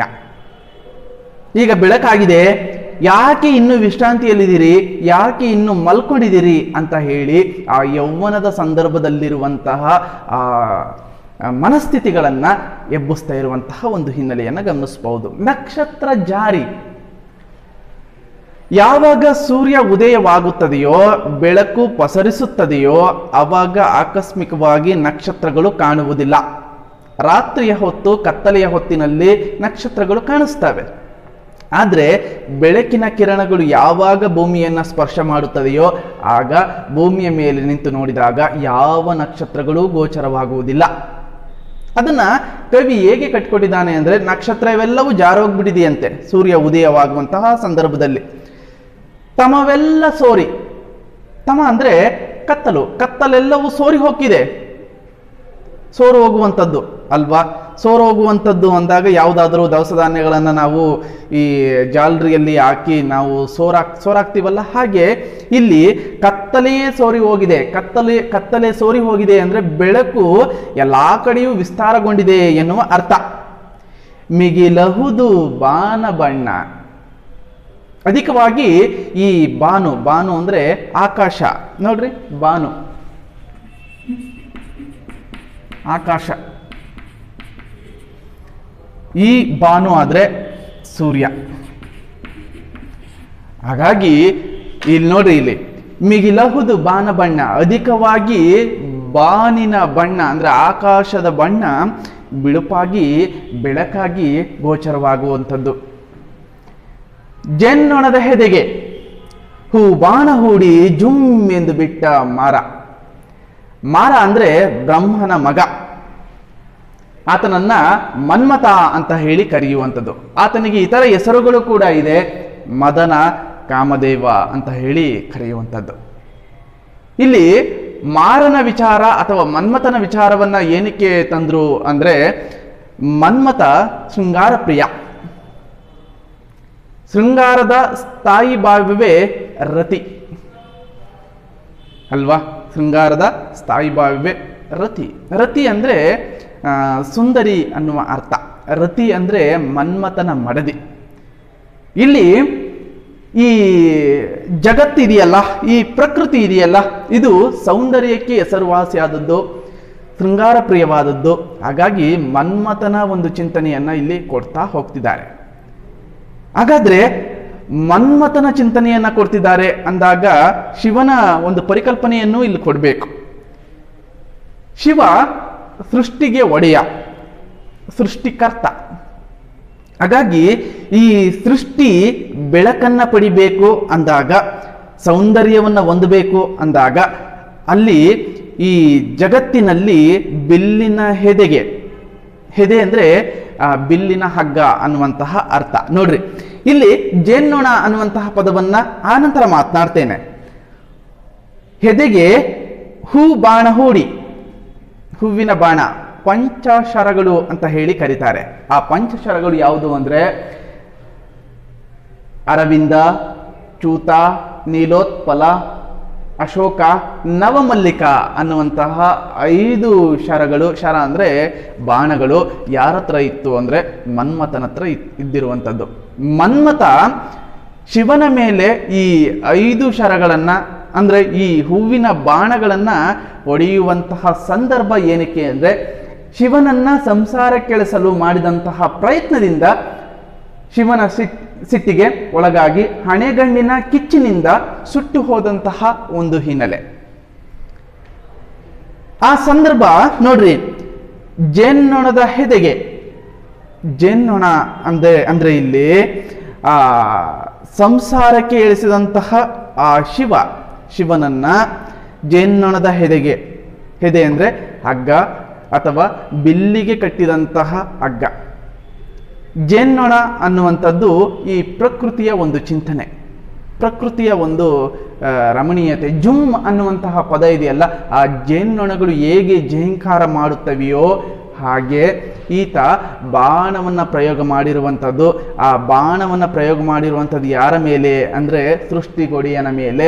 ಆ ಸೃಷ್ಟಿಗೊಡೆಯನ ಮೇಲೆ ಬಾಣ ಪ್ರಯೋಗ ಮಾಡಿದಾಗ ಆತನ ಹಣೆಗಣ್ಣಿನಿಂದ ಹೊರಹೊಮ್ಮುವ ಜ್ವಾಲೆ ಬೆಳಕಿನ ಸಂಕೇತವಾಗಿ ರೂಪುಗೊಂಡಿರುವಂಥದ್ದು. ಹಾಗಾಗಿ ನೋಡಿ, ಜೇನ್ನೊಣದ ಹೆದೆಗೆ ಹೂ ಬಾಣ ಹೂಡಿ ಜುಮ್ ಎಂದು ಬಿಟ್ಟ ಮಾರ ಅಂದ್ರೆ ಶಿವನ ಮೇಲೆ ಆ ಬಾಣ ಪ್ರಯೋಗ ಮಾಡುವಂಥದ್ದು. ಆ ಒಂದು ಶಬ್ದ ಇದೆಯಲ್ಲ, ಜುಮ್ ಅಂತ ಹೇಳಿ ಶಬ್ದವನ್ನ ಪ್ರಯೋಗ ಮಾಡ್ತಾ ಆ ಬಾಣ ಪ್ರಯೋಗವಾಯಿತು. ಆ ಬಾಣ ಪ್ರಯೋಗವಾದ ತಕ್ಷಣವೇ ಆತನ ಅಣೆಗಣ್ಣಿನಿಂದ ಬಂದಂತಹ ಆ ಜ್ವಾಲೆ, ಆ ಬೆಂಕಿ ಬೆಳಕಿನ ಸಂಕೇತವಾಗಿ ರೂಪುಗೊಂಡಿರುವಂಥದ್ದು. ಅಂದ್ರೆ ಕತ್ತಲೆಯನ್ನ ಕಳೆಯುವಂತಹ ಒಂದು ಸಂದರ್ಭ ಇದು ಬೆಳಕು ಅಂತ ಹೇಳಿ. ಅಂದ್ರೆ ಸೂರ್ಯೋದಯವಾಗುವಂಥದ್ದು ಶಿವನ ಒಂದು ಮಹಿಮೆ ಅಥವಾ ಸೃಷ್ಟಿಗೆ ಒಂದು ಮಹಿಮೆಯಾದದ್ದು ಅಂತ ಹೇಳಿ ಈ ಭಾಗವನ್ನ ಕರೆಯುವಂಥದ್ದು. ಗುಡಿ ಗೋಪುರಕ್ಕೂ ಬಲೆ ಬೀಸಿ ಬಂದ ಆಗೋ ಬೆಳಕು ಬೇಟೆಗಾರ. ಆ ಬೆಳಕು ಬೇಟೆಗಾರ ಯಾರು? ಆ ಬೇಟೆಗಾರ ಯಾರು ಅಂದ್ರೆ ಬೆಳಕು, ಸೂರ್ಯ. ಅದು ಹೇಗೆ ಕಾಣಿಸ್ತಿದೆ? ಗುಡಿ ಗೋಪುರದ ಮೇಲೂ ಕೂಡ ಬೆಳಕನ್ನ ಹೊಂದುತ್ತಾ ಇರುವಂಥದ್ದು. ಇಲ್ಲಿ ಯಾವುದೋ ಮನೆಯನ್ನ ಪ್ರಧಾನವಾಗಿ ಇಟ್ಕೊಂಡು ಹೇಳಲಿಕ್ಕೆ ಹೊರಟಿಲ್ಲ. ಗುಡಿ ಗೋಪುರ ಅಂದ್ರೆ ದೇವಾಲಯವನ್ನ ಪ್ರಧಾನವಾಗಿ ಇಟ್ಕೊಂಡು ಹೇಳಿರುವಂಥದ್ದು. ದೇವಾಲಯ ಅಂದಾಗ ಶಿವನ ಒಂದು ಮಹಿಮೆಯನ್ನ ಪ್ರಧಾನವಾಗಿ ಇಟ್ಕೊಂಡು ಹೇಳಲಿಕ್ಕೆ ಹೊರಟಿರುವಂಥದ್ದು. ಗುಡಿ ಗೋಪುರಕ್ಕೂ ಬಲೆ ಬೀಸಿ ಬಂದ ಆಗೋ ಬೆಳಕು ಬೇಟೆಗಾರ. ಈ ಸಾಲಿದೆಯಲ್ಲ, ಇದು ಸಂದರ್ಭಕ್ಕೆ ಪ್ರಯೋಗಗೊಳ್ಳುವಂತಹ ಸಾಲು. ಯಾವುದು? ಬಲೆ ಬೀಸಿ ಬಂದ ಆಗೋ ಬೆಳಕು ಬೇಟೆಗಾರ. ಬಲೆ ಬೀಸಿ ಬಂದ,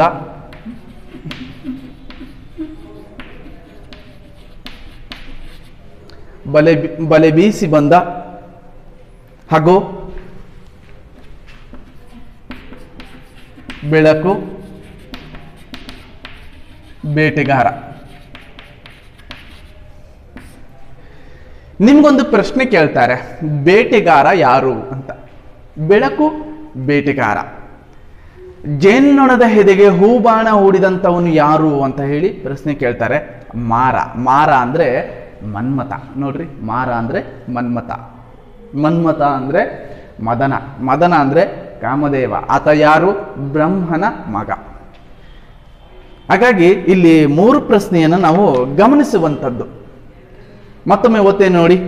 7 ಚಿನ್ನ ಬೆಳಗಾಯಿತು ಅಣ್ಣ, ಮೂಡಲವು ತೆರೆಯೇ ಕಣ್ಣ, ನಕ್ಷತ್ರದ ಜಾರಿ ತಮವೆಲ್ಲ ಸೋರಿ, ಮಿಗಿಲಹುದು ಬಾನ ಬಣ್ಣ, ಜೇನ್ನೊಣದ ಹೆದೆಗೆ ಹೂ ಬಾಣ ಹೂಡಿ ಜುಮ್ ಎಂದು ಬಿಟ್ಟ ಮಾರ, ಗುಡಿಗೋಪುರಕ್ಕೂ ಬಲೆ ಬೀಸಿ ಬಂದ ಆಗೋ ಬೆಳಕು ಬೇಟೆಗಾರ.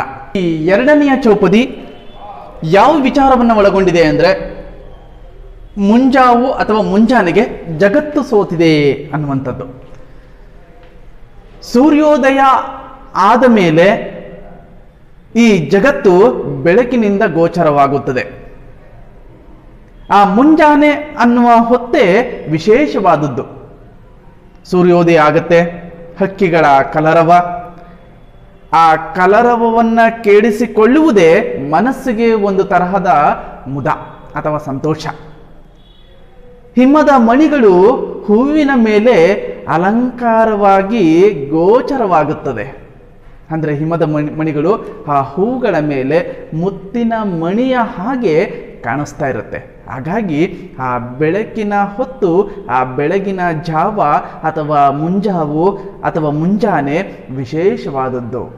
ಹಾಗಾಗಿ ಮನಸ್ಸು ಉಲ್ಲಾಸದಿಂದ ಕೂಡಿರುವಂತಹ ಒಂದು ಸಮಯ ಯಾವುದು ಅಂದರೆ ಅದು ಬೆಳಕಿನ ಅಥವಾ ಬೆಳಗಿನ ಹೊತ್ತು. ಹೂಗಳು ಹರಡುವ ಹೊತ್ತು ಅದು. ಆ ಬೆಳಗಿನ ಹೊತ್ತು ಇದೆಯಲ್ಲ, ಅದು ಹೂಗಳು ಹರಡುವ ಹೊತ್ತು. ಎಳ ಬಿಸಿಲು ಅಲ್ಲಿ ನಮಗೆ ಗೋಚರವಾಗುತ್ತದೆ. ಹೆಳ ಬಿಸಿಲು ಗೋಚರವಾಗುತ್ತದೆ ಅಂದಾಗ ನಮ್ಮ ದೇಹಕ್ಕೆ, ನಮ್ಮ ಮನಸ್ಸಿಗೆ ಹಿತವನ್ನು ಉಂಟು ಮಾಡುವ ಆ ಬಿಸಿಲು. ವೈಜ್ಞಾನಿಕ ನೆಲೆಗಟ್ಟಿನಲ್ಲಿ ಹೇಳೋದಾದ್ರೂ ಕೂಡ ಅದರಿಂದ ಆರೋಗ್ಯಪೂರ್ಣವಾದದ್ದೇ ಆ ಎಳಬಿಸಿಲು. ಹಾಗಾಗಿ ಆ ಬೆಳಗಿನ ಹೊತ್ತಿದೆಯಲ್ಲ, ಆ ಮುಂಜಾವು ಇದೆಯಲ್ಲ, ಆ ಮುಂಜಾವಿಗೆ ಈ ಜಗತ್ತೇ ಸೋತಿದೆ ಅನ್ನುವಂತಹ ಒಂದು ವಿಚಾರವನ್ನ ಈ 2ನೆಯ ಚೌಪದಿ ನಮಗೆ ತಿಳಿಸ್ಕೊಡುವಂಥದ್ದು. ಜೊತೆಗೆ ಆ ಯೌವನದ ವಯಸ್ಸಿದೆಯಲ್ಲ, ಆ ಸಮಯ ಇದೆಯಲ್ಲ, ಅದು ಕನಸುಗಳನ್ನ ಕಟ್ಟಿಕೊಳ್ಳುವಂತಹ ಸಮಯ. ಅದು ಆ ಯೌವನದ ಸಮಯ. ಎಲ್ಲದಕ್ಕಿಂತ ಮಿಗಿಲಾಗಿ ಕವಿ ಹೇಳ್ತಾ ಇರುವಂತಹ ವಿಚಾರ ಏನು ಅಂದರೆ, ಯೌವನವನ್ನ ಸಂತೃಪ್ತವಾಗಿ ಬಳಸ್ಕೊಳ್ಳಿ, ತುಂಬಿ ಬಾಳು ಅನುಭವಿಸಿ ನೀವು ಅಂತ ಹೇಳಿ ಆ ಯೌವನದಲ್ಲಿರುವಂತಹ ಯುವಕ ಅಥವಾ ಯುವತಿಗೆ ಅಥವಾ ಮಕ್ಕಳಿಗೆ ಕರೆಯನ್ನು ಕೊಡ್ತಾ ಇರುವಂತಹ ಬೇಂದ್ರೆಯವರ ಮಾತು. ಹಾಗಾದ್ರೆ ಆ ಕವಿತೆಯನ್ನ ಓದ್ತೇನೆ ನೋಡಿ. ನಿಶೆ ಇಳಿದ ಉಷಯ ಎಳನಗೆಯ ಬಗೆಗೆ, ಸೋತಿರಲು ಜಗವು ಸವಿಗೆ. ನಿಶೆ ಇಳಿದ ಅಂದ್ರೆ, ನಿಶೆ ಅಂದ್ರೆ ಕತ್ತಲು. ಕತ್ತಲು ಜಾರಿ ಹೋಗಿದೆ. ಯಾವಾಗ ಸೂರ್ಯೋದಯವಾಯಿತೋ ಆವಾಗ ಆಕಸ್ಮಿಕವಾಗಿ ಕತ್ತಲು ತಂತಾನೆ ಜಾರಿ ಹೋಗುತ್ತದೆ. ಉಷಯ, ಉಷಯ ಅಂದ್ರೆ ಮುಂಜಾವು ಅಥವಾ ಮುಂಜಾನೆ. ಮುಂಜಾನೆಗೆ ವಿರುದ್ಧವೇ ಮುಸ್ಸಂಜೆ, ಅದು ಸಂಜೆಯ ಹೊತ್ತು. ಇದು ಮುಂಜಾನೆ ಅಂದ್ರೆ ಬೆಳಗು ಜಾವ. ಎಳನಗೆಯ ಬಗೆಗೆ, ಎಳನಗೆ. ಎಳನಗೆ ಅಂದರೆ ಆ ಸೂರ್ಯೋದಯವಾಗುವಂತಹ ಆ ಸಮಯ ಎಳನಗೆ. ಎಳ ಅಂದರೆ ನವಿರಾದಂತಹ, ನೋಡಿ, ಎಳ ಅಂದರೆ ನವಿರಾದ. ನವಿರಾದ ಅಂದರೆ ಮುದವನ್ನು ನೀಡುವಂತಹ, ಸಂತೋಷವನ್ನು ಉಂಟು ಮಾಡುವಂತಹ ಒಂದು ನಗೆ. ನಗೆ ಅಂದರೆ ಸೂರ್ಯೋದಯವಾಗುವಂತಹ ಆ ಸಂದರ್ಭ ಮನಸ್ಸಿಗೆ ಸಂತೋಷವನ್ನು ಉಂಟು ಮಾಡುವಂಥದ್ದು. ಅದನ್ನೇ ಎಳನಗೆ ಅಂತ ಹೇಳಿ ಕರೆಯುವಂಥದ್ದು. ಎಳನಗೆ ಅಂದರೆ ಒಂದು ರೀತಿಯ ವಿಶೇಷವಾದಂತಹ ಸಂತೋಷ. ಎಳನಗೆಯ ಬಗೆಗೆ ಸೋತಿರಲು ಜಗವು ಸವಿಗೆ. ಸೋತಿದೆ ಈ ಜಗತ್ತು, ಈ ಒಂದು ಸವಿಯಾದಂತಹ, ಈ ಒಂದು ನವಿರಾದಂತಹ ಈ ಒಂದು ಸಂದರ್ಭಕ್ಕೆ, ಈ ಒಂದು ಸನ್ನಿವೇಶಕ್ಕೆ ಈ ಜಗತ್ತೇ ಸೋತು ಹೋಗಿರುವಂಥದ್ದು. ಅದಕ್ಕೆ ನಾನು ಮೊದಲೇ ಹೇಳಿದೆ, ಸೂರ್ಯೋದಯವಾಗುವಂತಹ ಸಂದರ್ಭ, ಹಕ್ಕಿಗಳ ಕಲರವ, ಹಿಮದ ಮಣಿಗಳು ಹೂವಿನ ಮೇಲೆ ಕುಳಿತಿರುವಂತಹ ಒಂದು ಚಿತ್ರಣ, ಹೂಗಳು ಅರಳುವಂತಹ ಆ ಹೊತ್ತು, ಎಲ್ಲದಕ್ಕಿಂತ ನಮ್ಮ ಮನಸ್ಸು ಸಮೃದ್ಧತೆಯ ಮತ್ತು ವಿಶೇಷವಾದಂತಹ ನೆಲೆಗಟ್ಟಿನಲ್ಲಿ ಗೋಚರಿಸಲು ಆ ಒಂದು ವಾತಾವರಣವೇ ನಮಗೆ ವಿಶಿಷ್ಟವಾದಂತಹ ಒಂದು ಹಿನ್ನೆಲೆಯನ್ನು ನಮಗೆ ಕಟ್ಟಿಕೊಡುವಂಥದ್ದು. ಹಾಗಾಗಿ ನಿಷೇಧದ ವಿಷಯ ಎಳನಗೆಯ ಬಗೆಗೆ ಸೋತಿರಲು ಜಗವು ಸವಿಗೆ. ಕಣ್ಣಿದಿರು ಒಂದು ಕಟ್ಟಿತ್ತು ಕನಸು ಕೂಗೊಂದು ಬಂತು ಕಿವಿಗೆ. ಕಣ್ಣಿದಿರು ಒಂದು ಕಟ್ಟಿತ್ತು ಕನಸು ಅಂದರೆ ಯೌವನದಲ್ಲಿರುವಂತಹ ಆ ಮಕ್ಕಳು ಕನಸುಗಳನ್ನು ಕಟ್ಕೊಳ್ಳುವಂತಹ ಒಂದು ಸಮಯ. ಅಂದರೆ ಈ ಜೀವನವನ್ನು ಸಾರ್ಥಕ ಮಾಡಿಕೊಳ್ಳಿಕ್ಕೆ ಸಲುವಾಗಿ ಅವರು ತಮ್ಮದೇ ಆದಂತಹ ಗುರಿಯನ್ನು ತಲುಪಲಿಕ್ಕೆ ಸಲುವಾಗಿ ಕನಸುಗಳನ್ನು ಕಟ್ಕೊಳ್ಳುವಂತಹ ಆ ಸಮಯ. ಕಟ್ಟಿತ್ತು ಕನಸು ಕೂಗೊಂದು ಬಂತು ಕಿವಿಗೆ. ಈ ಮಕ್ಕಳು ಕನಸನ್ನು ಕಟ್ಕೊಂಡಿದ್ದಾರೆ, ಆ ಕನಸುಗಳನ್ನು ಸಾರ್ಥಕ ಮಾಡಿಕೊಳ್ಳುವ ಸಮಯ ಬಂತು, ಅದೇ ಯೌವನದ ಸಮಯ. ಆ ಸಮಯದಲ್ಲಿ ಈಗ ಬಡಿದು ಎಚ್ಚರಿಸ್ತಾ ಇದೆ, ಕೂಗು ಬಂತು ಕಿವಿಗೆ. ಅಂದರೆ ಬಡಿದು ಎಚ್ಚರಿಸ್ತಾ ಇದೆ, ಈಗ ಯೌವನ ನಿಮಗೆ ಪ್ರಾಪ್ತಿ ಆಯಿತು, ಇವಾಗ ನೀವು ನಿಮ್ಮ ಸಾಧನೆ ಮಾಡಲಿಕ್ಕೆ ಸುಗಮವಾದಂತಹ ಸಮಯ, ಒಳ್ಳೆಯ ಸಮಯ ಅಂತ ಹೇಳಿ ಬಡಿದು ಎಚ್ಚರಿಸುವಂತಹ ಒಂದು ಕಿವಿಗೆ ಒಂದು ಕರೆ ಬಂತು. ಮಕ್ಕಳಿರ ಕೇಳಿ ರಸ ಕುಡಿಯಲೇಳಿ ಹುಸಿ ನಿದ್ದೆಗಿದ್ದೆ ಸಾಕು. ಮಕ್ಕಳಿರ ಹೇಳಿ, ಈಗ ನೀವು ಎಚ್ಚೆತ್ತುಕೊಳ್ಳಿ, ಎಚ್ಚರವಾಗಿ. ಈಗ ನಿಮ್ಮ ಆತ್ಮಸ್ಥೈರ್ಯದ ನೆಲೆಗಟ್ಟಿನಲ್ಲಿ ನೀವು ಸಾಧನೆಯನ್ನು ಮಾಡುವಂತಹ ಸಂದರ್ಭ ಬಂದಾಯ್ತು. ನೋಡ್ರಿ, ಮಕ್ಕಳಿರ ಕೇಳಿ ರಸ ಕುಡಿಯಲೇಳಿ. ರಸ ಅನ್ನುವಂತಹ ಪದ ನಾವು ಬೆಳಗ್ಗೆ ಎದ್ದು ಕಾಫಿ, ಟೀ, ಹಾಲು ಅಥವಾ ಇತರೆ ಯಾವುದೇ ಪಾನೀಯಗಳನ್ನು ಸೇವನೆ ಮಾಡುವುದು ಇದು ಸಹಜವಾದ ಪ್ರಕ್ರಿಯೆ. ಇಲ್ಲಿ ಆ ಅರ್ಥದಲ್ಲಿ ಬಳಕೆ ಮಾಡಿಲ್ಲ. ಇಲ್ಲಿ ಯೌವನ ಬಂದಾಯಿತು, ಇನ್ನು ನೀವು ಕೆಲಸಕ್ಕೆ ಸಿದ್ಧರಾಗಿ ನಿಮ್ಮ ಕನಸುಗಳನ್ನು ಸಾಕಾರ ಮಾಡಿಕೊಳ್ಳುವ ಮತ್ತು ನನಸು ಮಾಡಿಕೊಳ್ಳುವ ಸಮಯ ಬಂದಾಯಿತು ಅಂತ ಹೇಳಿ ಬಡಿದು ಎಚ್ಚರಿಸುವಂತಹ ಒಂದು ಹಿನ್ನೆಲೆ. ಮಕ್ಕಳಿರ ಕೇಳಿ ರಸ ಕುಡಿಯಲೇಳಿ ಹುಸಿ ನಿದ್ದೆಗಿದ್ದೆ ಸಾಕು. ಅಂದರೆ ಹುಸಿ ನಿದ್ದೆಗಿದ್ದೆ ಅಂದರೆ ಸೋಮಾರಿತನವನ್ನು ಬಿಟ್ಟುಬಿಡಿ. ಹುಸಿ ಅಂದರೆ ಸುಳ್ಳು. ನಿದ್ದೆ ಮಾಡ್ತಾ ಇರೋರನ್ನ ಎಚ್ಚರ ಮಾಡಬಹುದು, ಆದರೆ ನಿದ್ದೆ ಮಾಡುವ ಹಾಗೆ ನಟನೆ ಮಾಡ್ತಿರೋರನ್ನ ಎಚ್ಚರ ಮಾಡೋದು ತುಂಬ ಕಷ್ಟ. ಹಾಗಾಗಿ ಹುಸಿ ನಿದ್ದೆಗಿದ್ದೆ ಸಾಕು, ನೀವು ಸುಮ್ಮನೆ ಮಲ್ಕೊಳ್ಳೋದು ಬೇಡ. ಈಗ ಸಾಧನೆ ಮಾಡುವಂತಹ ಒಂದು ಸಂದರ್ಭ, ಕಾಯಕವನ್ನು ಅಥವಾ ದುಡಿಮೆ ಮಾಡುವಂತಹ, ಆ ದುಡಿಮೆಯಿಂದ ಸಫಲತೆಯನ್ನು ಪಡೆಯುವಂತಹ ಮತ್ತು ಈ ಸಮಾಜಕ್ಕೆ ಕೊಡುಗೆಯನ್ನು ಕೊಡುವಂತಹ ಒಂದು ಸಂದರ್ಭ ಯಾವುದು ಅಂದರೆ ಅದು ಈ ಬೆಳಗಿನ ಹೊತ್ತು, ಈ ಯೌವನದ ಸಮಯ ಅಂತ ಹೇಳಿ ಬೇಂದ್ರೆಯವರು ನಮಗೆ ಬಡಿದು ಎಚ್ಚರ ಮಾಡ್ತಾ ಇರುವಂತಹ ಒಂದು ಹಿನ್ನೆಲೆಯನ್ನು ಗಮನಿಸ್ಬೋದು. ಮಕ್ಕಳಿರ ಕೇಳಿ ರಸ ಕುಡಿಯಲೇಳಿ ಹುಸಿ ನಿದ್ದೆಗಿದ್ದೆ ಸಾಕು ಈ ತುಂಬಿ ಬಾಳು. ಈ ನಿಮ್ಮ ಸಂಪೂರ್ಣವಾದಂತಹ ಈ ಜೀವನದಲ್ಲಿ ತುಂಬಿರುವ ತನಕ, ನೀವಿರುವ ತನಕ ತುಂಬಿ ಕುಡಿಯಬೇಕು. ಆ ತುಂಬಿ ಕುಡಿಯಬೇಕು ಅಂದರೆ ಈ ಯೌವನದಲ್ಲಿ ನೀವು ದುಡಿಮೆಗೆ ನಿಮ್ಮನ್ನು ಹಚ್ಕೋಬೇಕು ಅನ್ನುವಂತಹ ಒಂದು ಸಂದರ್ಭವನ್ನು ಇಲ್ಲಿ ಗಮನಿಸಬಹುದು. ತುಂಬಿರುವ ತನಕ ತುಂಬಿ ಕುಡಿಯಬೇಕು. ತುಂಬಿರುವ ತನಕ ತುಂಬಿ ಕುಡಿಬೇಕು ಅಂದರೆ ಹಾಲನ್ನೋ ಅಥವಾ ಕಾಫಿಯನ್ನೋ ಅಥವಾ ಟೀಯನ್ನು ಕುಡಿಬೇಕು ಅಂತಲ್ಲ. ಅಂದರೆ ನಿಮ್ಮ ಜೀವನ ಪರಿಪೂರ್ಣ ಆಗಬೇಕು ಅಂದರೆ ನೀವು ಯೌವನದಲ್ಲಿ ನಿಮ್ಮನ್ನು ದುಡಿಮೆಗೆ ಹಚ್ಕೋಬೇಕು. ಯೌವನದಲ್ಲಿ ನೀವು ಸಮಯಕ್ಕೆ ಆದ್ಯತೆಯನ್ನು ಕೊಟ್ಟು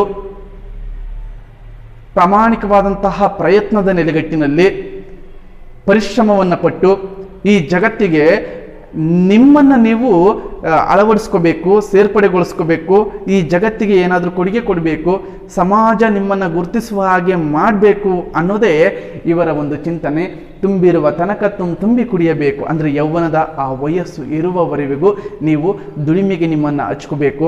ಆವಾಗ ನಿಮಗೆ ಮುಂದೆ ನೀವು ಬಯಕೆ ಮಾಡಿದಂತಹ ಅಥವಾ ನೀವು ಕನಸು ಕಂಡಂಥದ್ದು ನನಸಾಗುತ್ತದೆ ಅಂತ ಹೇಳಿ ಆ ಯೌವನದಲ್ಲಿರುವಂತಹ ಆ ಮಕ್ಕಳಿಗೆ ಅವರು ಒಂದು ಕಿವಿಗೆ ಒಂದು ವಿಶೇಷವಾದಂತಹ ಮಾಹಿತಿಯನ್ನು ಕೊಡ್ತಾ ಇರುವಂಥದ್ದು. ಮತ್ತೊಮ್ಮೆ ಓದ್ತೇನೆ ನೋಡ್ಕೊಳ್ಳಿ. ನಿಶೆ ಇಳಿಯದ ವಿಷಯ ಎಳ ನಗೆಯ ಬಗೆಗೆ ಸೋತಿರಲು ಜಗವು ಸವಿಗೆ ಕಣ್ಣಿದಿರು ಒಂದು ಕಟ್ಟಿತ್ತು ಕನಸು ಕೂಗೊಂದು ಬಂತು ಕಿವಿಗೆ ಮಕ್ಕಳಿರ ಕೇಳಿ ರಸ ಕುಡಿಯಲಿ ಹೇಳಿ ಹುಸಿ ನಿದ್ದೆಗಿದ್ದೆ ಸಾಕು ಈ ತುಂಬಿ ಬಾಳು ತುಂಬಿರುವ ತನಕ ತುಂಬಿ ಕುಡಿಯಬೇಕು. ನಿಮಗೆ ಒಂದು ಅಂಕದ ಒಂದು ಪ್ರಶ್ನೆ ಇದೆ. ಹುಸಿ ನಿದ್ದೆ ಸಾಕು ಎಂದು ಕವಿ ಯಾರಿಗೆ ಹೇಳಿದ್ದಾರೆ ಅಂದರೆ ಮಕ್ಕಳಿಗೆ ಹೇಳಿರುವಂಥದ್ದು. ಈ ಮೂರನೆಯ ಚೌಪದಿಯಲ್ಲಿರುವ ವಿಚಾರ ಏನು ಅಂದರೆ ಯೌವನದ ಸಮಯವನ್ನ ಎಚ್ಚರಿಸಲು ಕೋಳಿಯ ಕೂಗನ್ನ ಸಂಕೇತವಾಗಿ ಕವಿ ಬಳಸಿಕೊಂಡಿರುವಂಥದ್ದು. ಅಂಗಡಿಯ ಕದವ ಅಂತ ಹೇಳಿ ಒಂದು ಪದವನ್ನ ಪ್ರಯೋಗ ಮಾಡ್ತಾರೆ. ಅಂಗಡಿಯ ಕದವ ಅಂದಾಗ ಸೂರ್ಯೋದಯವಾಗುವಂತಹ ಒಂದು ಸಂದರ್ಭ, ಅಥವಾ ಈ ಜಗತ್ತು ಕಣ್ಣನ್ನು ತೆರೆದುಕೊಳ್ಳುವಂತಹ ಸಂದರ್ಭ, ಅಥವಾ ಯೌವನದ ಸಂದರ್ಭದಲ್ಲಿ ಯೌವನದಲ್ಲಿರುವಂತಹ ಯುವಕ ಯುವತಿಯರು ಅಥವಾ ಮಕ್ಕಳು ತಮ್ಮ ಮನಸ್ಸನ್ನು ತೆರೆದುಕೊಳ್ಳುವಂತಹ ಸಂದರ್ಭವನ್ನೇ ಅಂಗಡಿಯ ಕದವ ಅಂತ ಹೇಳಿ ಪ್ರಯೋಗ ಮಾಡಿರುವಂಥದ್ದು. ಸಂಪೂರ್ಣ ಈ 4 ಸಾಲುಗಳು ಭಾವಾರ್ಥಕ್ಕೆ ಪ್ರಯೋಗಗೊಳ್ಳುವಂತಹ ಸಾಲುಗಳು ಇವು. ಏನಿದೆ ಈ ವಿಚಾರ? ಯಾವಾಗ ಕೋಳಿ ಕೂಗಿಹುದು ಹೇಳಿ, ಯಾವಾಗೋ ಕೋಳಿ ಕೂಗಿಹುದು ಹೇಳಿ ತಡಬೇಕೆ ಪಾನ ಕೇಳಿ, ಮೊದಲಾಗಲೀಗ ಅಂಗಡಿಯ ಕದವ ಈ ಕ್ಷಣಕ್ಕೆ ತೆರೆಯ ಹೇಳಿ, ಜೀವನದ ನದಿಗೆ ಸೆಳೆವಿಹುದು ಮರಣ ಬಂದೀತು ಕ್ಷಣ ಉರುಳಿ, ಓದವರು ತಿರುಗಿ ಬಂದಾರೆ ಅವರು ಬರಲಿಕ್ಕೂ ಇಲ್ಲ ಮರಳಿ. ಯಾವಾಗೋ ಕೋಳಿ ಕೂಗಿಹುದು ಹೇಳಿ ಅಂದ್ರೆ ಯೌವನದ ಸಂದರ್ಭ ಬಂದಾಯ್ತು, ಆದರೂ ಕೂಡ ಇನ್ನೂ ಮಲಗಿದ್ದೀರಲ್ಲ ನೀವು, ಹುಸಿ ನಿದ್ದೆಗಿದ್ದೆ ಸಾಕು, ಏನಕ್ಕೆ ಸೋಮಾರಿಯ ಹಾಗೆ ಏಕೆ ಮಲಗಿದ್ದೀರಿ ನೀವು ಅಂತ ಹೇಳಿ ಆಗಲೇ ಯೌವನದ ಸಂದರ್ಭ ಬಂದು ಅಲ್ಲಿ ಸುಮಾರು ವರ್ಷಗಳಾಯಿತು, ಅಂದರೆ ಸುಮಾರು ಹೊತ್ತಾಯಿತು. ಹೊತ್ತು ಅಂದರೆ ಇಲ್ಲಿ ಯಾವಾಗ ಕೋಳಿ ಕೂಗಿಹುದು ಹೇಳಿ ಅಂದರೆ ಬೆಳಗು ಜಾವ, ಆ ಬೆಳಗಿನ ಜಾವದಲ್ಲಿ ಕೋಳಿಯ ಕೂಗು ಸರ್ವೇ ಸಾಮಾನ್ಯ. ಅಂದರೆ ಎಚ್ಚರಿಸುವಂತಹ ಒಂದು ಗಂಟೆ ಅದು, ಎಚ್ಚರಿಸುವಂತಹ ಒಂದು ಸಮಯ ಅದು. ಅಂದರೆ ಯೌವನದ ಸಮಯ ಬಂದಾಯಿತು, ಏನಕ್ಕೆ ಇನ್ನೂ ಮಲಗಿದ್ದೀರಿ ಅನ್ನುವಂತಹ ಒಂದು ಚಿಂತನೆ. ತಡಬೇಕೆ ಪಾನ ಕೇಳಿ ಅಂದರೆ ತಡಬೇಕೆ ಅಂದರೆ ನಿಧಾನ ಏನಕ್ಕೆ ಮಾಡ್ತಿದ್ದೀರಾ? ಈ ಯೌವನದ ಸಂದರ್ಭದಲ್ಲಿ ನೀವು ದುಡಿಮೆಗೆ ನಿಮ್ಮನ್ನು ಹಚ್ಕೋಬೇಕು, ಹಾಗಾಗಿ ದುಡಿಯಲು ಸಿದ್ಧರಾಗಿ ನೀವು ಪಾನ ಕೇಳಿ. ಮೊದಲಾಗಲೀಗ ಅಂಗಡಿಯ ಕದವ ಈ ಕ್ಷಣಕ್ಕೆ ತೆರೆ ಹೇಳಿ, ನೀವು ನಿಮ್ಮ ಮನಸ್ಸನ್ನು ತೆರೆದುಕೊಳ್ಳಿ, ಪರಿಶ್ರಮವನ್ನು ಪಡಿ. ಈ ಜಗತ್ತು ತೆರೆದಾಯಿತು, ಸೂರ್ಯೋದಯ ಆಯಿತು, ನೀವು ನಿಮ್ಮ ಮನಸ್ಸನ್ನು ತೆರೆದುಕೊಳ್ಳಿ, ಆತ್ಮಸ್ಥೈರ್ಯವನ್ನು ಉಂಟು ಮಾಡಿಕೊಳ್ಳಿ.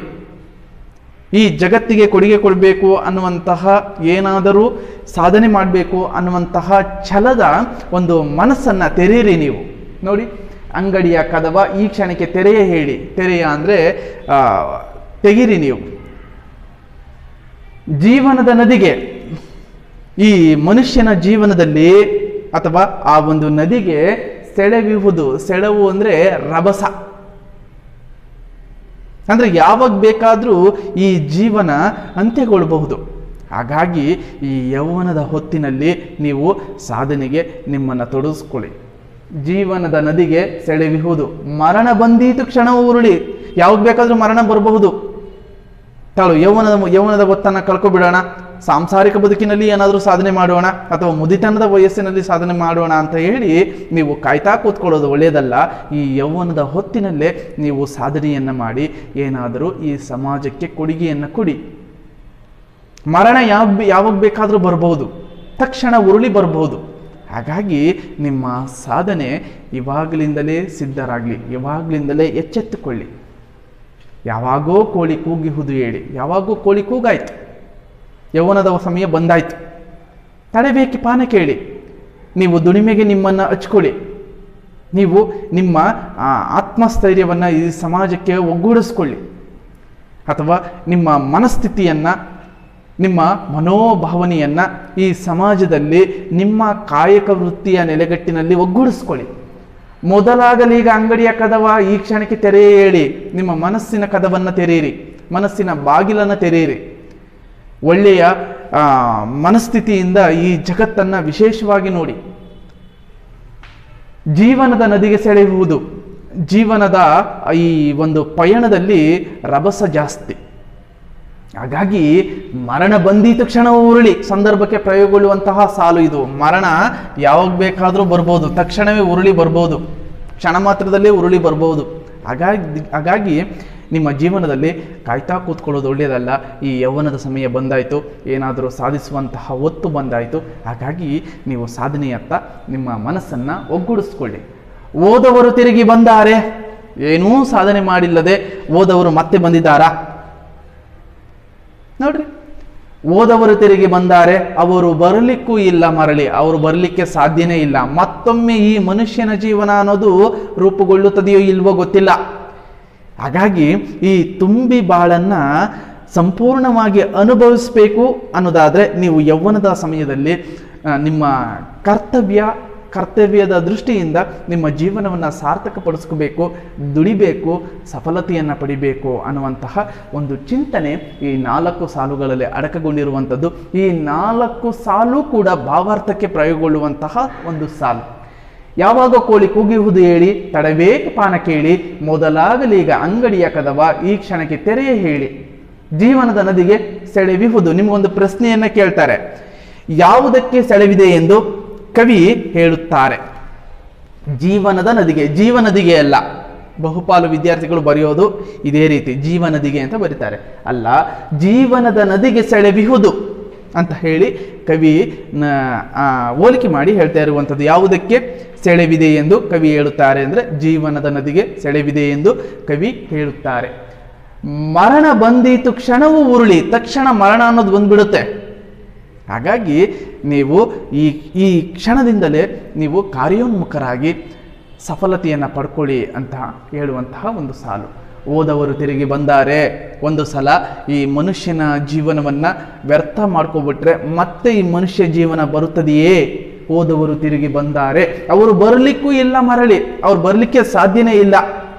ಒಂದು ಸಲ ಈ ದೇಹ ಪಂಚಭೂತಗಳಲ್ಲಿ ಲೀನವಾಯಿತು ಅಂದರೆ ಮತ್ತೆ ಮನುಷ್ಯನ ಜನ್ಮವನ್ನು ಎತ್ತಿ ಬರೋದು ತೀರ ಕಡಿಮೆ. ಹಾಗಾಗಿ ನೀವು ಇರುವ ಈ ಜೀವನದಲ್ಲಿ ಏನಾದರೂ ಈ ಸಮಾಜಕ್ಕೆ ಕೊಡುಗೆಯನ್ನು ಕೊಟ್ಟು ಶಾಶ್ವತವಾಗಿ ನೆಲೆ ನಿಲ್ಲುವ ಹಾಗೆ ನಿಮ್ಮ ಹೆಸರು ಅಲ್ವಾ, ಇತಿಹಾಸದ ಪುಟಗಳಲ್ಲಿ ದಾಖಲಾಗುವ ಹಾಗೆ ನೀವು ಕೊಡುಗೆಯನ್ನು ಕೊಡಿ.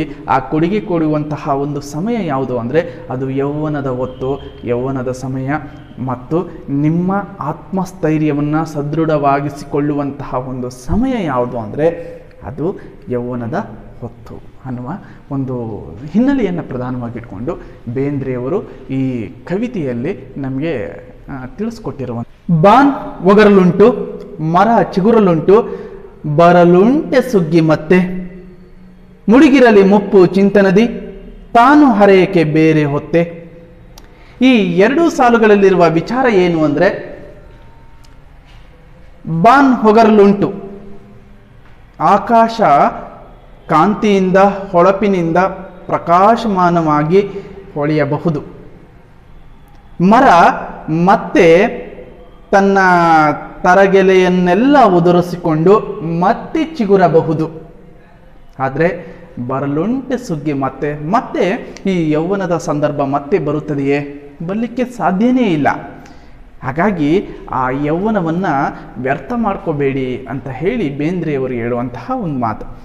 ಮುಳುಗಿರಲಿ ಮುಪ್ಪು ಚಿಂತನದಿ, ಈ ಸಾಲು ಸಂದರ್ಭಕ್ಕೆ ಪ್ರಯೋಗಗೊಳ್ಳುವಂತಹ ಒಂದು ಸಾಲು. ಮತ್ತು ಬರಲುಂಟೆ ಸುಗ್ಗಿ ಮತ್ತೆ, ಈ ಸಾಲು ಕೂಡ ಸಂದರ್ಭಕ್ಕೆ ಪ್ರಯೋಗಗೊಳ್ಳುವಂತಹ ಸಾಲು. ಮುಳುಗಿರಲಿ ಮುಪ್ಪು ಚಿಂತನದಿ, ಮುಳುಗಿರಲಿ.